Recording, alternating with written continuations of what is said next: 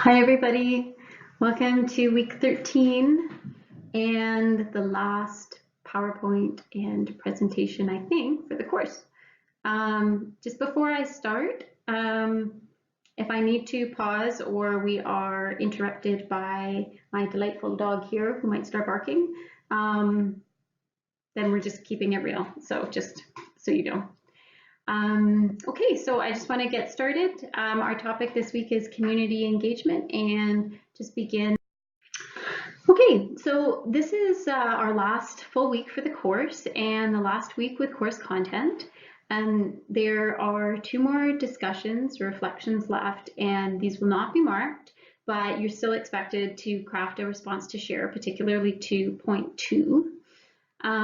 These questions continue to engage with the weekly content, and the real value of these, if you haven't found this yet, is just that ability to think critically through the questions, situate yourselves, and then consider how these topics fit broadly into the contemporary health discourses that we've been discussing. So this week, it's a question about your working community.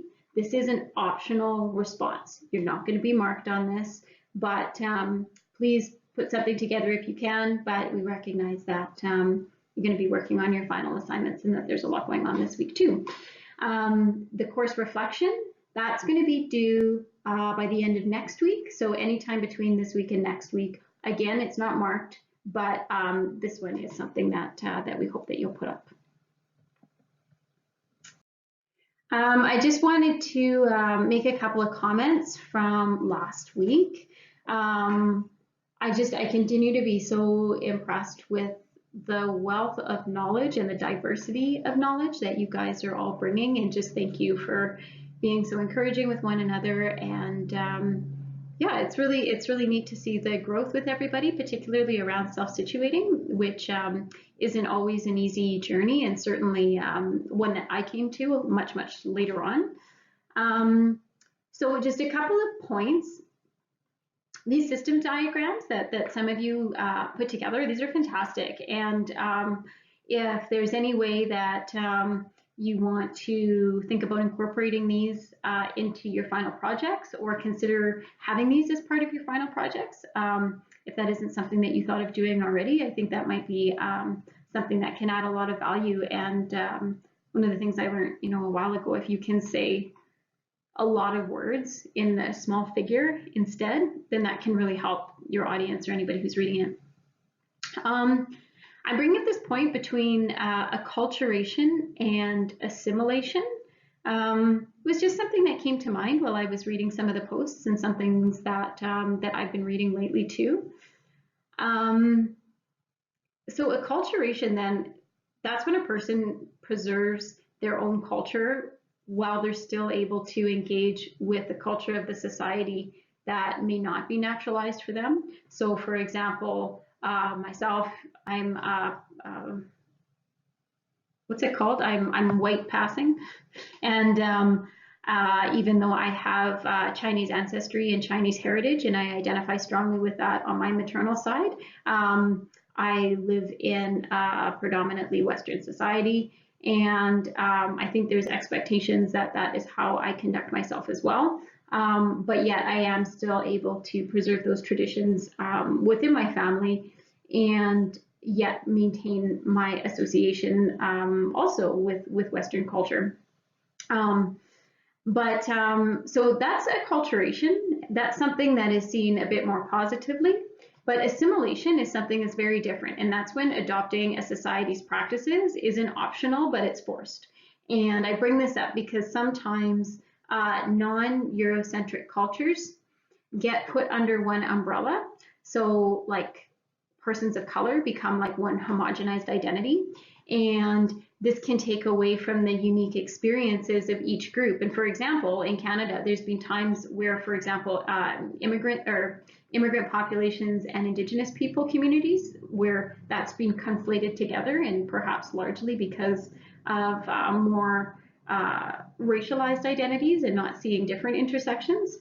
So just food for thought when we take this back to our practice around cultural safety and care, and we think about who we're talking to, what's our position, what's their position, and what are the different kinds of pressures people have had around being able to practice culture in their lives. So the other thing I wanted to reflect on was decolonization, because this is a word that we hear a lot, and I was really impressed at the enthusiasm too around these conversations as well. And this is a really long road, and one that's going to be ongoing for a long time. And there's so many resources to support people on different sides of this journey. And so I thank you all for sharing some of these and what's been effective for you. And depending on what your journey may be, this will be a reflection of your own family's history, and that can sometimes be a bit challenging. And it just came to mind to me, a friend of mine, she shared that she was taking one of the online cultural safety courses that's offered by the Health Authority. And it's a really informative resource for folks who might not be aware of the depth of colonization in Canada. But my friend, whose father is a residential school survivor, she found it really triggering, and she had to stop taking the course. And so again, with our different positionalities, we have to be careful about how things land for different people. So we might be really excited about learning new things that are coming to us. These may be very living histories for people. And so how we talk about things on that journey can be challenging. So that's not necessarily a reflection from the comments this week, which I thought were supportive and productive. But as we move further through this, I think it's just always important to keep in mind that we all come from different places and have different backgrounds. So this week's topic, community engagement, really brings us full circle to where we began, because it's about asking that question again, what does health mean? And community-based health research is really about asking what health means to the communities that we're serving. This week's question asks you about your experience with community-based work, but putting that in a bit more of a critical perspective, and one that incorporates some of the topics that we've been learning about this year. So for the readings this week, these bullets here they cover off some of the key points. Critical versus critical, and I'll expand on that a bit in the next couple of slides. Advocacy in community-based work, relationship building, using Visioning Health, which is a HIV project that supports Indigenous women living with HIV, using that as a case study, and also sharing a little bit about my own work with coming of age with Indigenous youth, and how I got to that place with doing community work. So maybe some of what is shared in these can help you guys with your journey to keep going through your master's program or your PhD programs, practicums. Yeah, so before we get into just talking about the readings, I wanted to pause and just talk a little bit more about how we're using the word critical. So on the one hand, when we talk about engaging critically with, for example, the course content, this might mean that we're talking about what we've learned about health promotion or population health, social dimensions of health, and we're asking ourselves, how does this work in practice? Does it make sense for the people that I work with? Do I agree with it? If I think of it more objectively, do these tools make sense for the situation that I'm dealing with? And there's a distinction between thinking critically or being critical and criticizing. So we want to be adding something of value to the conversation. So when we take a look at, say, our community-based work, and we think about what tools of health promotion have we used, was it beneficial? Did it build capacity? Would I do it again that same way? So we're just sort of turning the conversation back on ourselves. Okay, so there's also taking this one step further and applying a critical lens to the issues that we're talking about. And this is rooted much more in critical discourse and critical theory. So from this quote here, and I'll just give you a moment to just read this.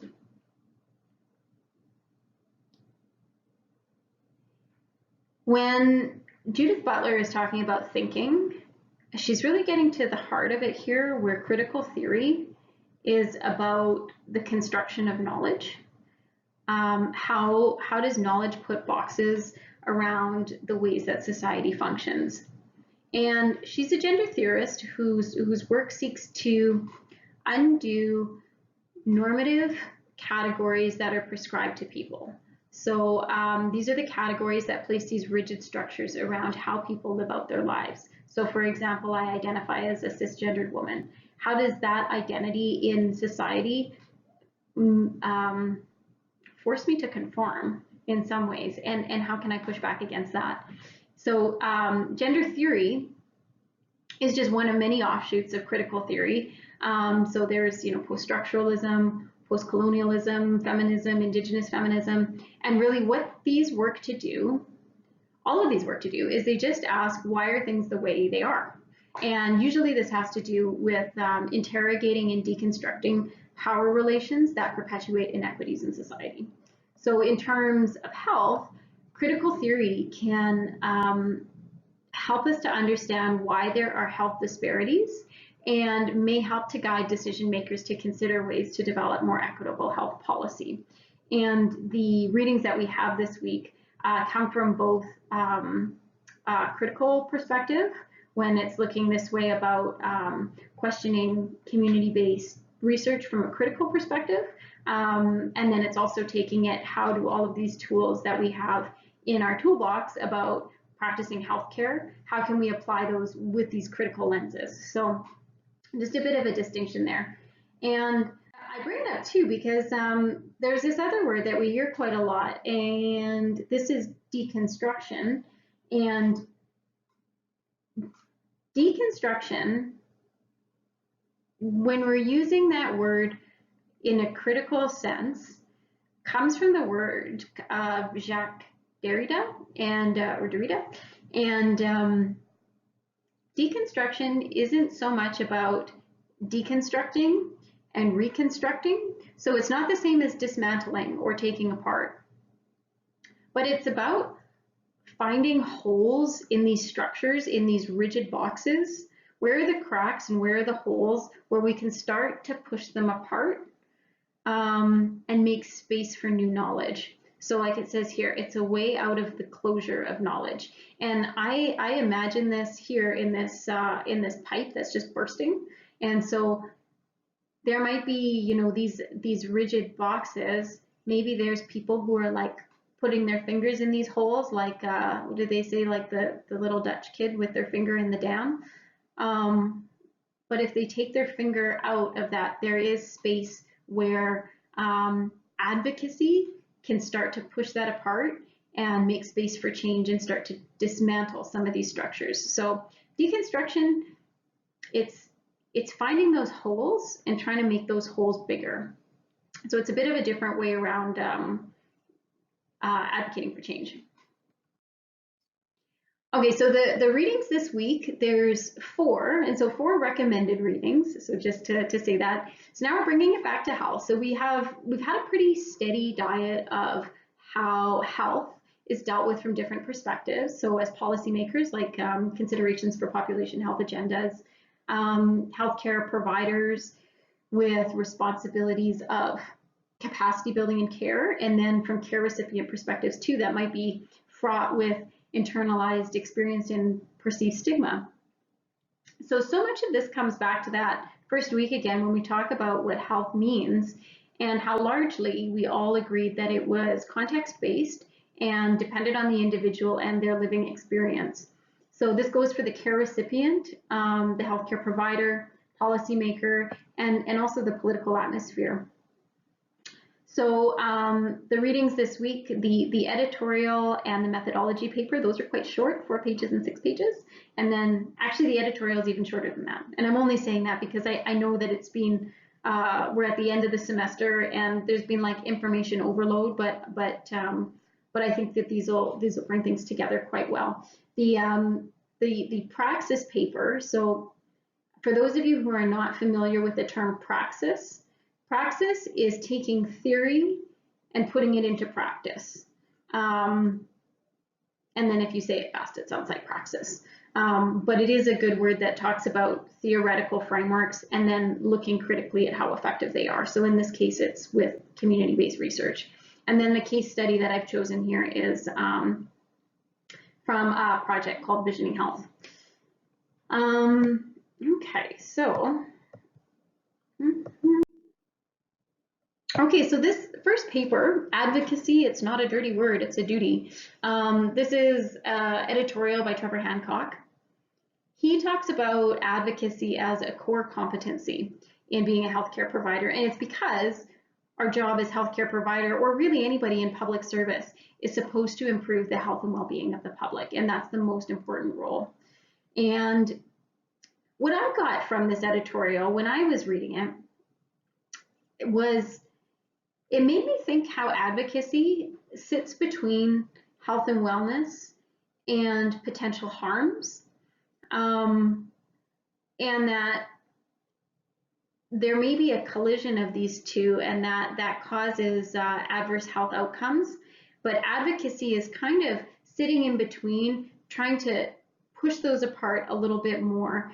And when I think back to some of the systems maps that you guys drew for last week's studies and placing some of those risks, for instance, around that potential health outcome, where advocacy maybe can just make a little bit more space to move that adverse health outcome a little bit further away from that positive health outcome as health as that individual may define it. So yeah, I just kind of saw it as a little bit of like an opposition of forces, because those harms will always be there, but so will health, and so just being able to squeeze into that space, I think was just an interesting way to visualize it.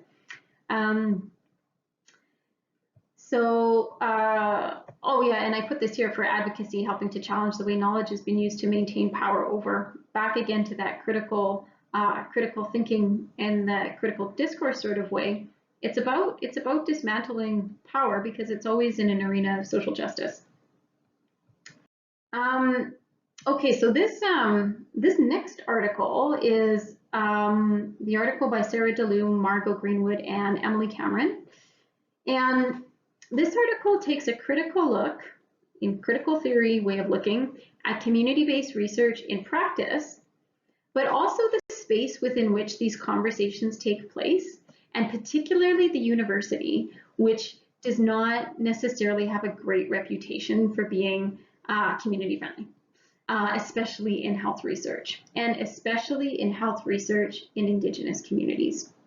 So much of the community-based research canon has some grounding in critical discourse, because to be effective in engaging in community-based work, the researcher has to recognize their position with that community and the baggage that they bring. And the act of ensuring that the research agenda is determined and guiding by non-academics is in itself advocating for change, and particularly in decolonizing academic spaces. So one way of doing this is to ensure that participants are co-researchers, recognizing that they are experts in their own lives.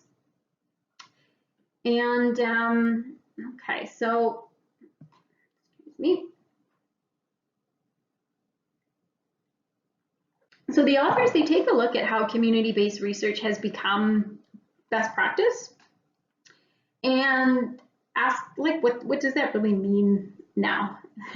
And they talk about best practice being this kind of spectrum of engagement, and that's why I chose to use this like color spectrum here, because helicopter research, that sort of flying in, extracting knowledge, and then flying out, that may be community-based, but it might not be ethical for that community. It might not follow their protocols of engagement. And so a key question is to ask, whose values are being honored in that type of a research model? And values, ethics, relationships. So these are all just important words to keep in mind here. So last week, for example, when we shared about ourselves, the territory that we're from, where we live, whether that territory is treated or unceded, when you say, where are you from? or you say where you're from rather, this is a way for people to know who you are.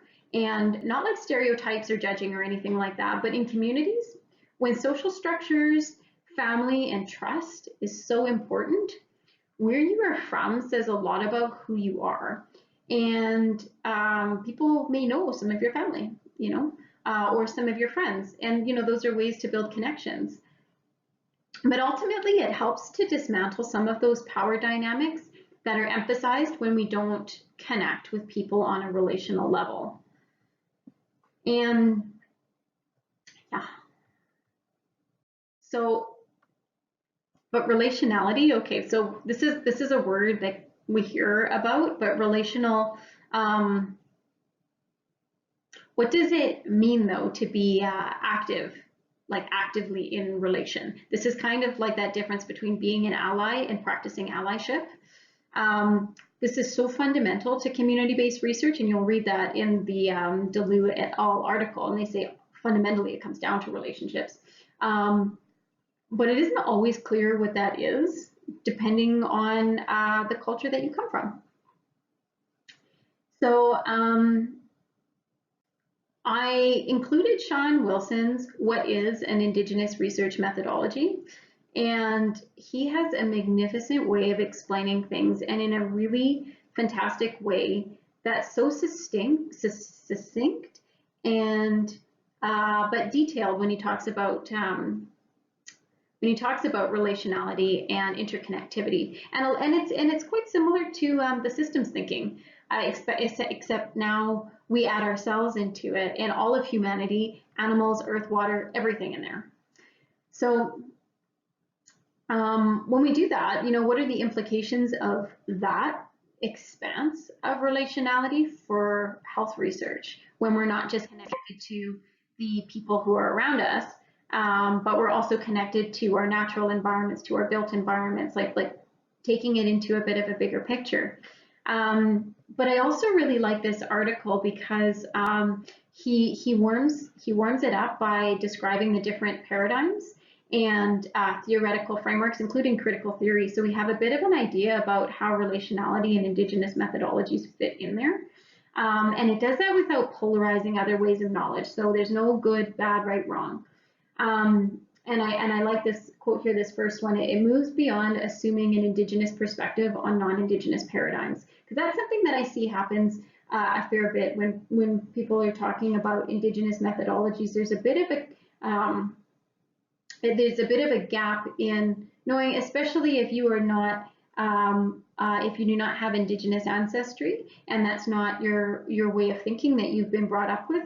Sometimes so many things, constructivism, post-positivism, and critical theory all emanated from one Western paradigm and worked to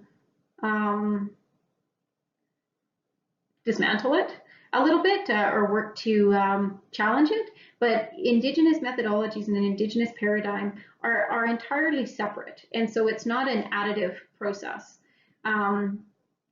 So in my opinion, the way that I think that relationality is implicated in it, I think that it gives an ability to decentralize health, and it takes a bit of a different interconnected approach in how we're connected in relation to our world, contributes to our health and well-being. And what I also like about Shawn Wilson is that he doesn't limit,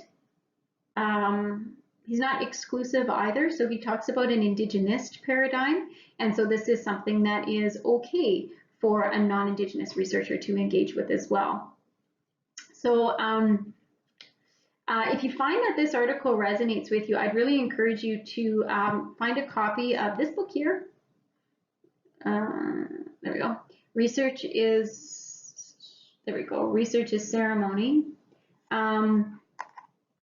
It's a short book. It's really well written, and I think it's a really, it's a really helpful guide. It's a real seminal text now, and it's really clear. It's just helpful in ways of thinking that are a little bit beyond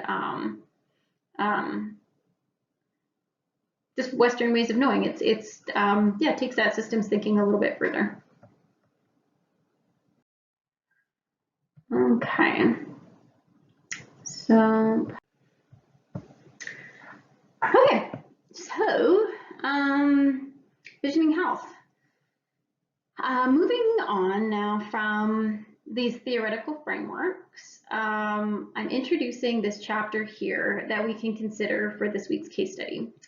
And some of the authors are colleagues of mine, and which I feel very privileged to be able to say. And you may have heard of this project, Visioning Health. There's been, it's on its second phase, so Visioning Health 1 and Visioning Health 2. And it brings us back to now that this is a project specifically aimed at what is health, and specifically the health of Indigenous women who are living with HIV. Tracy Prentice, who is the lead author on this project, she gave me permission to be able to share this with you, so you won't see that there's a copyright stamp on the chapter, but I was able to get her permission, and so it's her scanned copy. And she asked if any of you have comments that you might like to share with her, or feedback or something like that. It's a new chapter in a new book, and I think it's called Seeing Red is the name of the book. So if you'd like to share some of that feedback, please let me know, and I'd love to pass it on to her. So this project, it aims to create social and structural strategies to address HIV for women, and from the voices of those women with these living experiences. So it recognizes that pathogenic models of discussing HIV, so the ones that just talk about sickness and illness all the time, these tend to reinforce power dynamics, and they tend to be the norm in terms of how HIV is portrayed in society.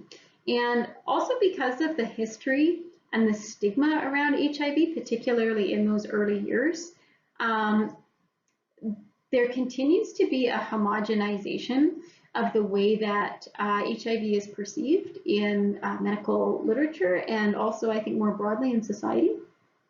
So in Indigenous communities, and this is something that they talk about quite a bit more in the chapter, the rate of infection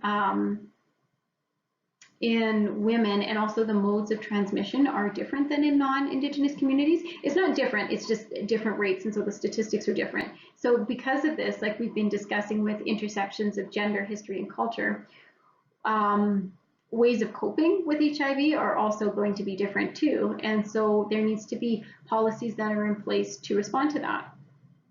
Otherwise, they're not going to be effective. So I highlighted here this Indigenous intersectionality-based policy analysis framework, because as far as all of the different things that we've been talking about with social determinants, population health, health promotion, because it is talking about certain behaviors, I really felt like this case study wrapped everything up nicely in a package too. Okay, so these were the main questions and objectives there. So what does it mean to be healthy as a PAWS Indigenous woman, and what strategies create or maintain health?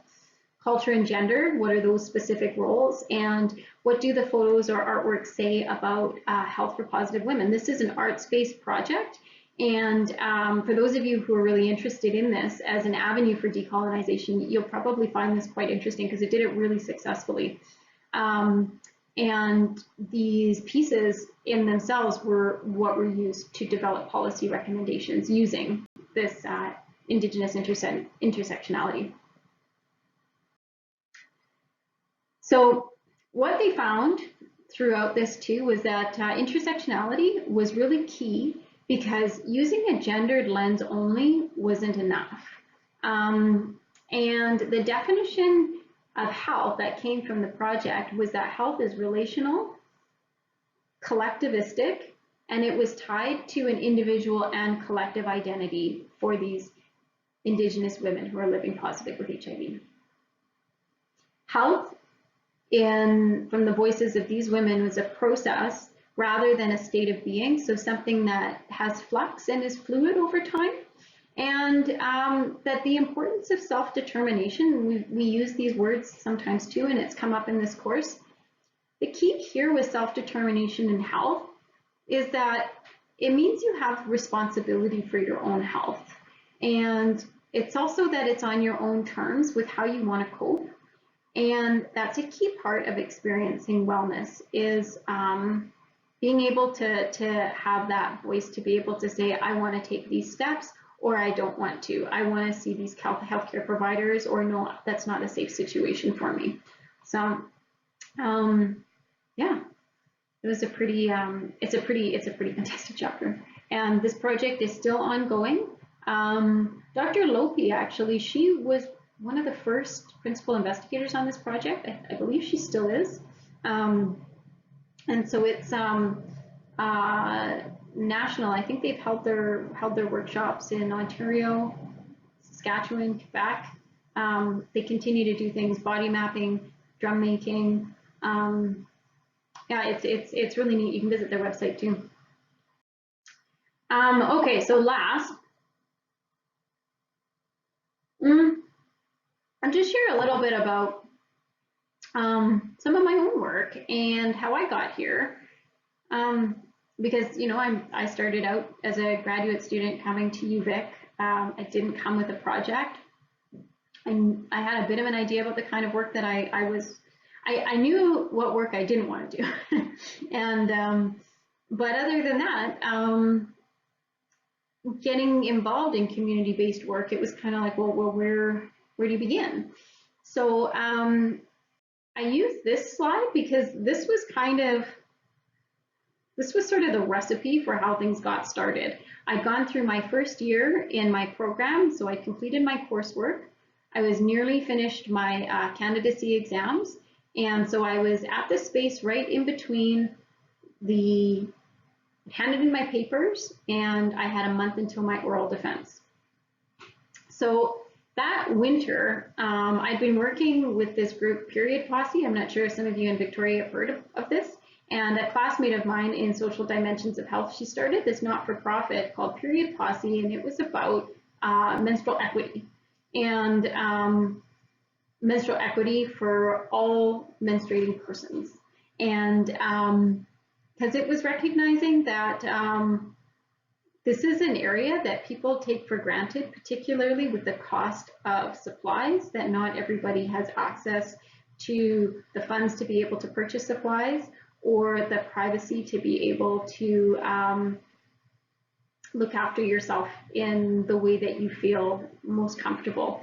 And so they did a lot of fundraisers. They raised a ton of money it was the Christmas of 2016 and 2016 or 2017 actually. And yeah, so being involved in this kind of work, my mom, this is the picture in the bottom left corner here. She was super supportive. She's a manager with Island Health, and she was able to help with some of the action too in the health clinics by putting out boxes for donations and things like that. So as a manager for public health, though, right around the same time, so this was the time during my candidacies, she met with the executive director at one of the child and family service organizations in Victoria, who Island Health was providing services for. And somehow their conversations came around to talking about the work I was doing with Period Posse. And the ED had just said, we need culturally appropriate coming of age resources for our young women, because the first moon time is a time that really traditionally is celebrated and should be honored. And providing this for our urban youth who are in care, we just don't have the resources. There's a lot of questions around how to do that in a good way. And so they just got to talking, and my mom reached out and said, well, can my daughter contact you? Maybe you guys can meet some connections. And that's how the project turned out. So this was a couple years into the program. And when we met, we also talked not only about young women, but young men too, because it's coming of age is that liminal period between childhood and adulthood, when you're in that space, that in-between space where your identity is being shaped by the things that have come before and into an unknown future. And so that transition period can be quite vulnerable. And with youth who are in care, that prospect of aging out might not necessarily line up to when you are fully matured as an adult, if you ever fully mature as an adult, or whatever that means. And for young men, that can create a lot of vulnerabilities if they are seeking identity and seeking belonging. The risk of gang violence can be quite high there as a group that will take youth in. So anyhow, so that was the project, and that was how it got started. So these are the 4 questions that we developed with a lot of community work. It's not linear, it's very iterative. We started our proposal by saying that we were going to have some youth workshops where we were going to ask youth about these questions around coming of age. And, you know, a couple months in, it was like, you know what, we need to have the knowledge holders in Victoria need to come together and talk about how they see this happening for the youth in their community, because it is those elders and those olders who traditionally shape those ceremonies for young people. And there were a lot of questions about how to do this in a good way, so we needed to do that first. And that dinner happened last April. So these were the questions that we came up with before, and these are questions that we said we're going to do breakout groups at this dinner. And actually, it was funny because actually we were just going to do roundtables, and our partner was just like, we do roundtables with these questions, we're going to be there for a week. And so we did breakout groups, and people went to sort of the stations that thought we were going to circulate through them, and then people just stopped and they stayed. And these are some of the things we talked about. So SCCFS is surrounded by Cedar Child and Family Services, and they're our community partner. And their main question was, what's their role in this whole process of youth coming of age? Because legally, they're these kids' parents. And so what is their legal obligation, their responsibility to provide these rites of passage for these young people? And how do you play catch up if these haven't happened yet? But it's also important to ask, well, these youth, even if they are in care, in foster care, what's their connection to their ancestral community and their home? And even if they've been many generations removed from that community, they still have that blood memory. And that is still an important part of their identity. So how is the home community involved in this, if maybe they're in another province even? Our next question was in the urban context.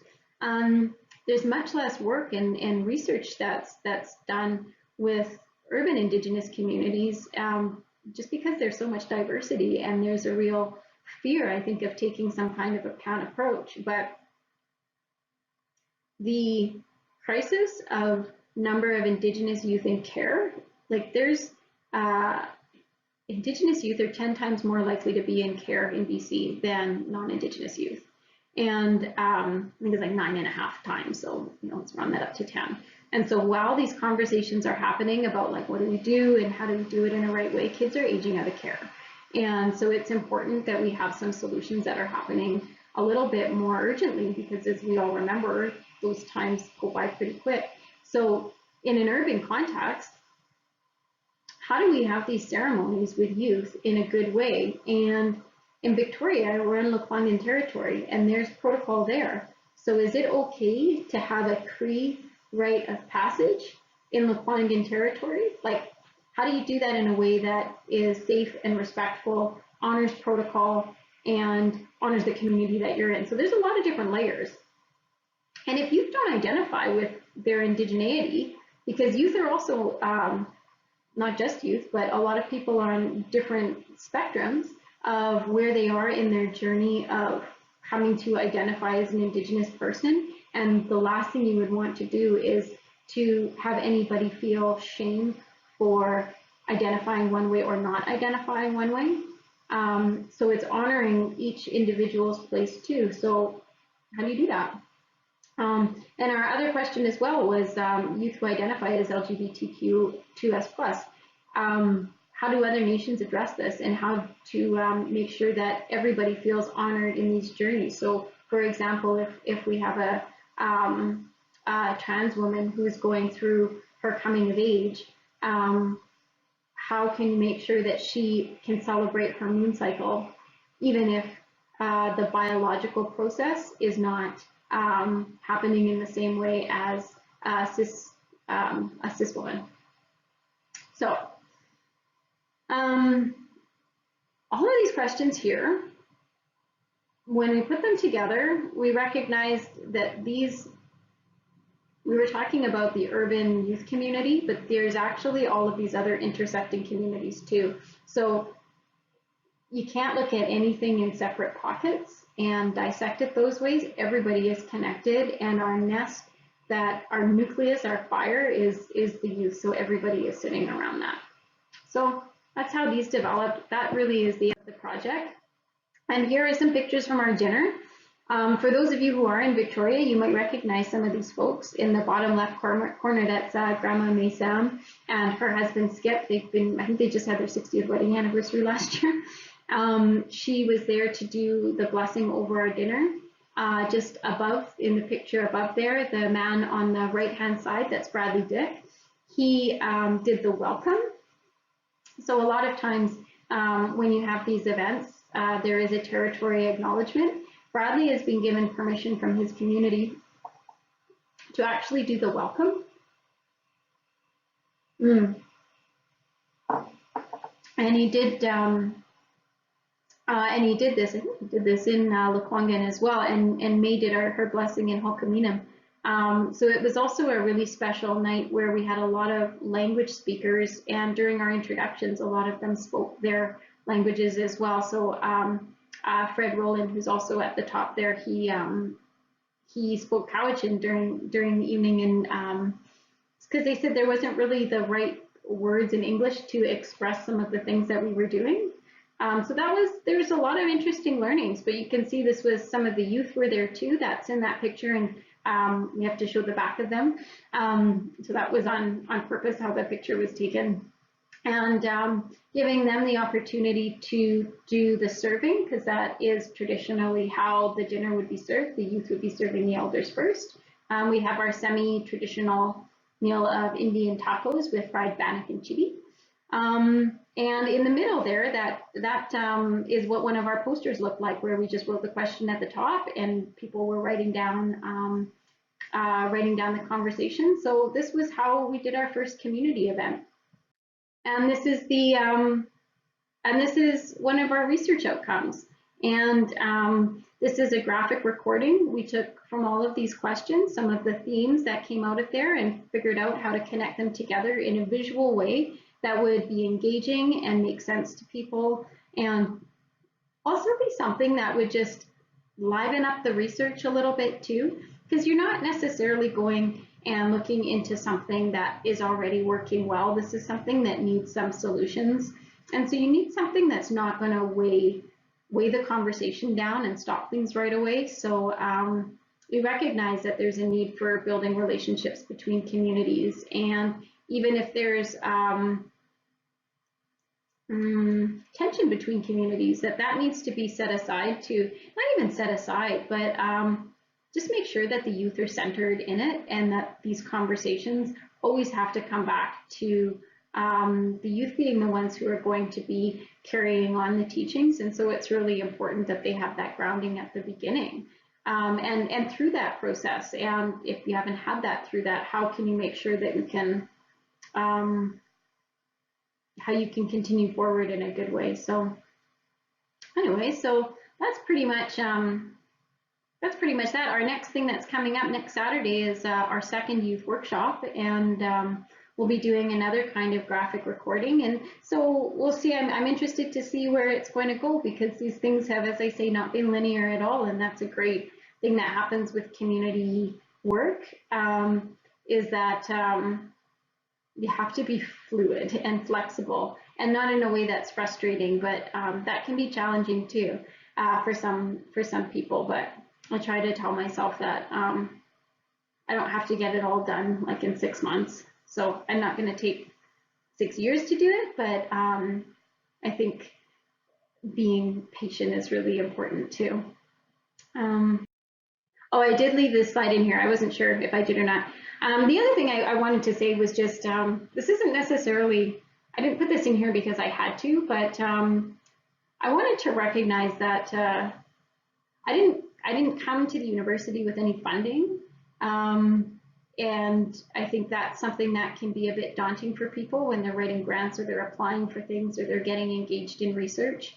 But once we have this project established and we understood the boundaries of what we were trying to do and developed the became really vested in it too, it was so much easier to write funding for it. And we got a reconciliation grant from from SSHRC, so Social Science Humanity Research Council. So that's the social science version of CIHR. We got an Island Health Collaborative grant. The patient-oriented research got a bursary for that too. And I think once you find a project that you really can stand behind, it becomes so much easier to ask for money because you really truly believe that you deserve it. And it's not me deserve it, but that this project deserves it. And that was a really good learning for me too, was that, you know, if you're behind a cause that you feel is worthwhile, then it's okay to, that'll come through. So I suppose in the end, my tips for reflection, because I've heard some of you guys share this with each other too. In becoming engaged in your community, if you're wanting to start doing some of this kind of work too, just show up to things. There's so many things going on. I'm so glad to hear you guys talk about the blanket exercise. There's another one that's called Building the Village. A lot of times these are offered at different universities. Health authorities are offering these. And they can be really helpful because they put you in different situations to help you sort of learn a little bit more about the communities that you're working with. And even though I'm working primarily with Indigenous communities now, right before I started my PhD, I was doing some work with some of the newly arrived Syrian families that came to Victoria, and we were doing weaving together and some other activities, and that wasn't research-based. That was actually just to help my mom because she was doing the public health clinics at the hotel, and she said, Andrea, these kids are bouncing off the walls, they're going crazy, can you like bring some crafts, bring something for them to do? And it just turned into something that was a pretty amazing experience because the kids, yeah, they were okay with some of the crafts, but it was the moms that came down and they took all of the knitting needles and took all of the yarn, and the next day they were there with little boots and dresses and hats and things. And it's like the skills that were there, and I mean, we didn't really talk, we just were gesturing and pointing. So even seeing opportunities like that, like this is something that just drew a lot of people out of their hotel rooms. It brought a sense of home, it brought a sense of togetherness too. Yeah, I think there's a lot of different communities and ways that we can engage that. If that's the kind of work that you're doing, you just have to be creative about how you see it. So I already said, just be patient. And people say like relationships take a long time to build, and you know, sometimes they say this in a cautionary way, but it's like, you know, anything worthwhile takes time. And I thought it was important too to learn your strengths. There's so much self-judgment that can happen in a university environment and being students that I was really glad to hear in your guys' posts throughout the weeks how much you talked about the things that you brought in your skill sets too. And I think it's really wonderful to see those and keep lifting those up. You know, instead of thinking about things that you don't know, they're just opportunities to learn more. So sometimes it's as much as just shifting attitudes.